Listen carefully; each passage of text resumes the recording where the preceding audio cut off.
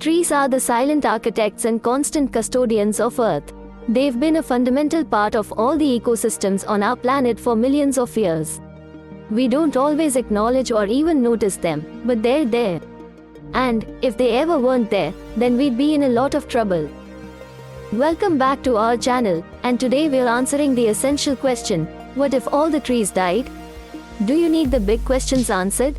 Are you constantly curious? Then why not subscribe to Everything But What for more clips like this one?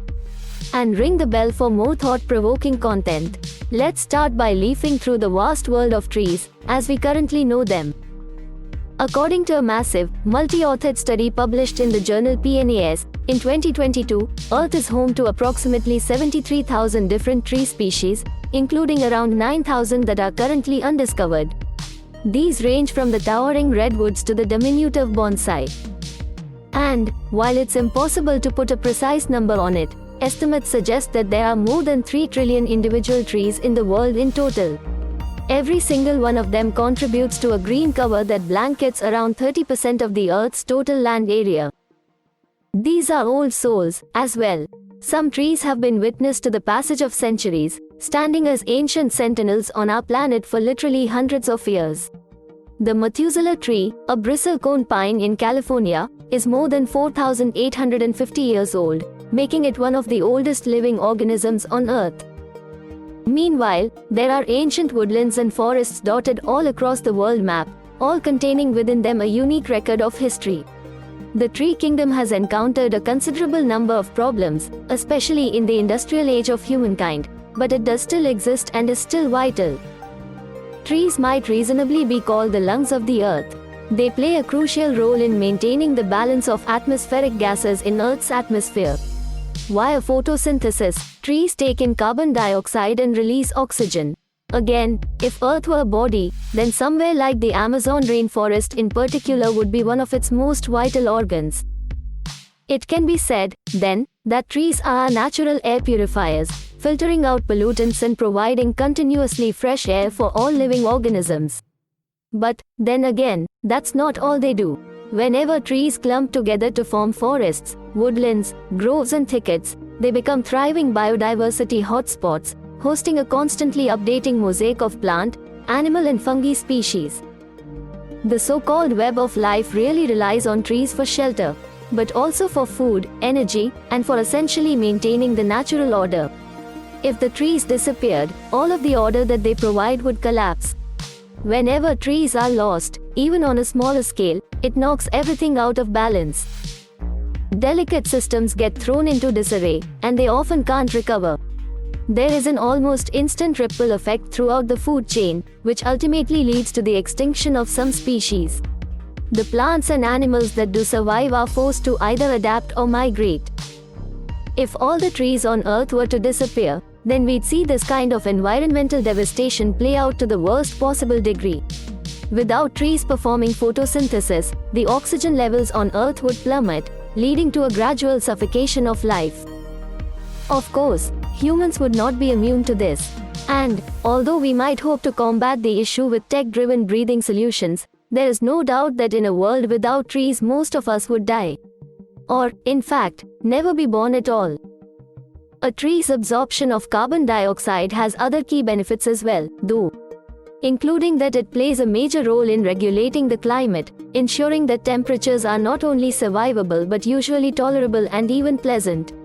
Take the trees away, and you lose this crucial natural mechanism.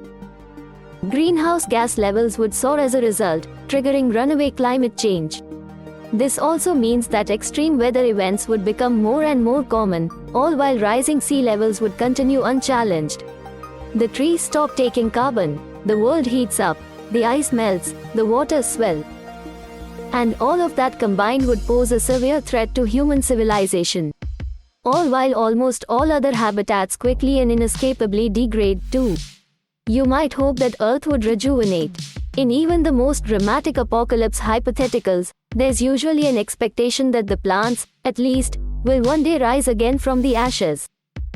Here, however, even that resurrection is in doubt, mostly because soil erosion would be another big concern. As they are, tree roots anchor soil, maintaining its structure. But without trees, that structure fails, which is partly what soil erosion is. This would then rapidly accelerate, leading to barren landscapes the world over, the increasing loss of arable land, and an even greater likelihood of even more natural disasters, such as massive landslides and far-reaching floods. If anything on Earth did survive, then the planet that it would wake back up to would be hugely changed. But, finally, is this scenario really feasible? Certainly the idea of all the trees suddenly dying is quite far-fetched. Short of there emerging some kind of tree-hungry superbug, this isn't something that's going to happen anytime soon. However, real-life threats to trees en masse definitely do exist. Deforestation, climate change, wildfires and disease can all contribute to the decline of tree populations.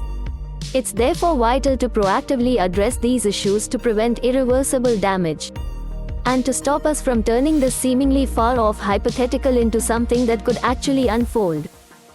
So, how do we avoid the apocalypse of trees? While the natural world says that everything lives and everything dies, in general we could be doing our best to not speed that process along. This means sustainable practices, such as implementing forestry plans which ensure that the harvesting of trees is done in a way that allows for long-term regeneration and minimizes the short-term environmental impact. There are massive economic incentives here, too, as trees and forests contribute significantly to economies worldwide through timber, non-timber forest products, and ecotourism.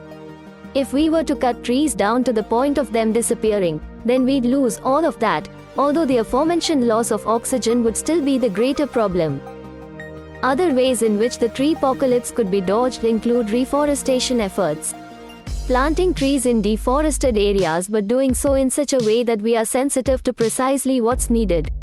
As the growing business of rewilding has begun to highlight, simply replacing once ancient tree groups with monoculture forests of pine, for example, isn't always the best strategy for success. Meanwhile, conservation is a further area in which everyone can get involved, if they want to. Because if we protect the trees that do remain, then the biodiversity that they support can continue to live.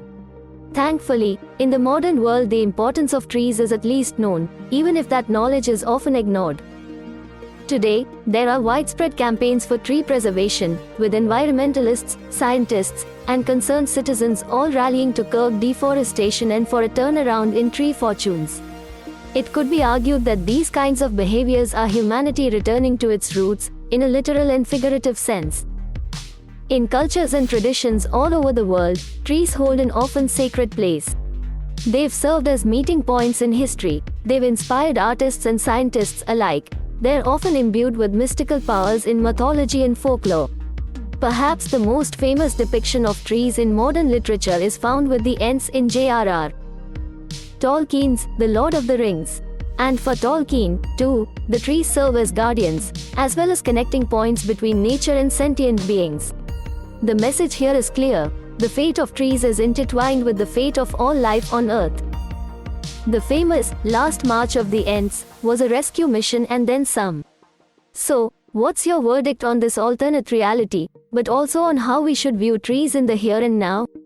Are you involved in tree conservation, or have you just started trying to grow some trees or plants of your own? Let us know in the comments.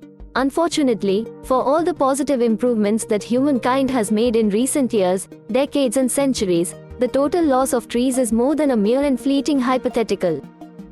It's a stark reminder of the importance and fragility of our planet's environment. Trees are the often unsung heroes, holding everything together, so much so that when they are there it's perhaps easy to take them for granted, to walk or drive past without even registering them. But, if they ever weren't here, then we'd critically miss them. Because that's what would happen if all the trees died. What do you think? Is there anything we missed? Let us know in the comments. Check out these other clips from Everything But What, and make sure you subscribe and ring the bell for our latest content.